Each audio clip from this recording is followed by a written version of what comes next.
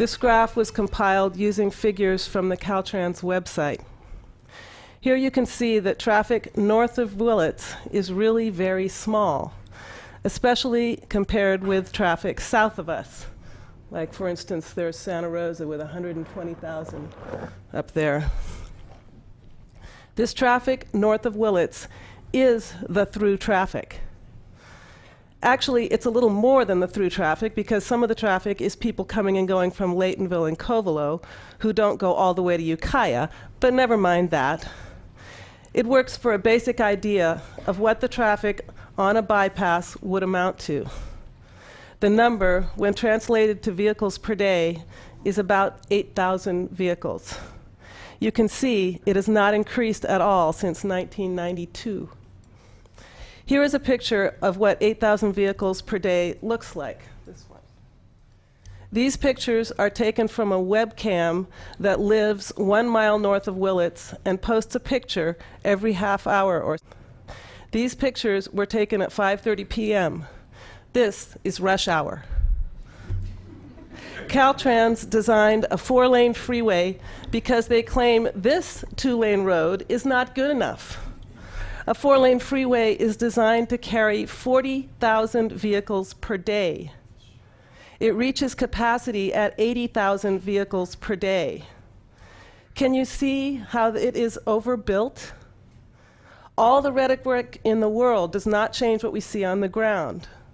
One poorly designed intersection in a small town of under 5,000 people does not justify this amazing expenditure of money and loss of 1/3 of the farmland in Little Lake Valley.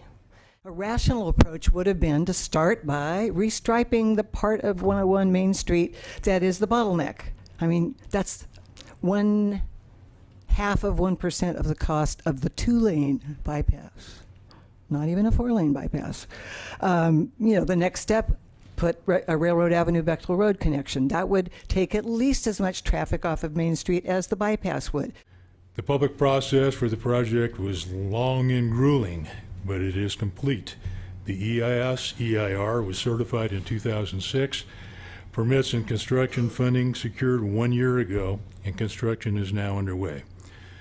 I respectfully caution the Board of Supervisors from engaging in debate on the merits of the project when the appropriate period for debate has long since expired.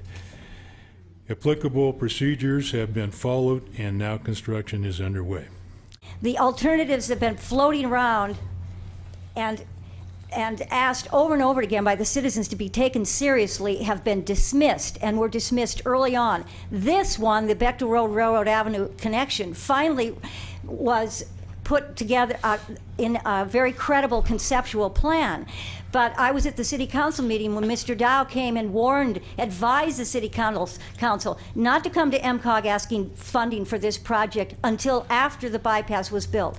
So over the years, the serious alternatives were never brought to the public, never analyzed. And so as a result, it has always been, Willits, you either suffer with the traffic congestion that you have, or you get this 4-lane mega bypass that has the capacity, by the way, for 40 to 60,000 vehicles a day going around Willits at 70 miles an hour. Ludicrous, not a scenario any of you want. I know that. You all consider yourself conservationists, all care about the environment of Mendocino County. Give us some time, 2 to 3 weeks, to sit down with you, to talk seriously, analytically, quantitatively about these alternatives. Let's come up with a real solution. Thank you. This here is my New Orleans child, and Willits resembles post-Katrina New Orleans right now under martial law. I couldn't sleep the other night because it's very unnerving being surrounded by men with guns. And I don't know since when it takes that kind of firepower to build a freeway. And if you're wondering, I have a degree in environmental management and environmental molecular toxicology. But if you're wondering where the support, is coming from for this sort of construction, look at those guns. Because that's gangster politics. I know when I've seen it. Thank you. Thank you. clearly there's a large percentage of people who are strongly opposed to this bypass. And what's it going to take, for us to be heard? We, the people, should not be driven to such extremes. We're putting our lives on hold. We're putting them on the line. We're tree sitting. We're protesting. We're getting arrested. Is this the only way we can be heard? I'm suddenly a criminal because I care enough to do something. I have witnessed the protocols and the surveys that were carefully done by SHN violated in sight of the California Fish and Game on video. All of these protocols are being violated, whether they have been obtained legally or not. They're now not being enforced. I'm also an avid fisherman.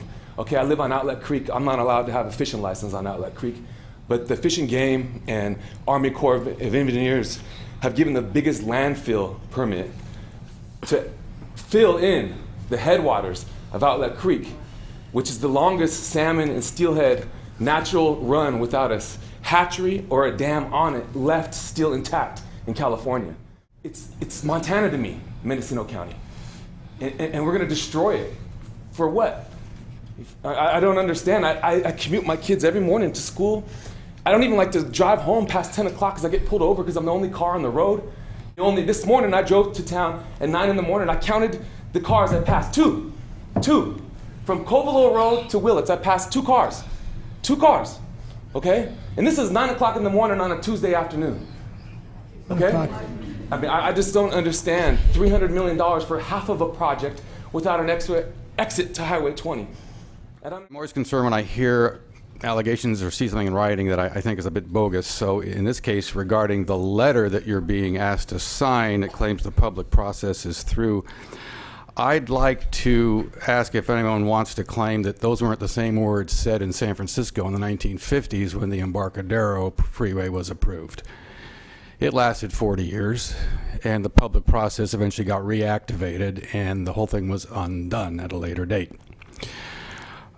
San Francisco showed at that time that a mistake can be remedied, although with the appropriate expenses of building it and taking it down. And I think you have the opportunity to prevent a mistake from being made and that large, millions being spent before that mistake is made.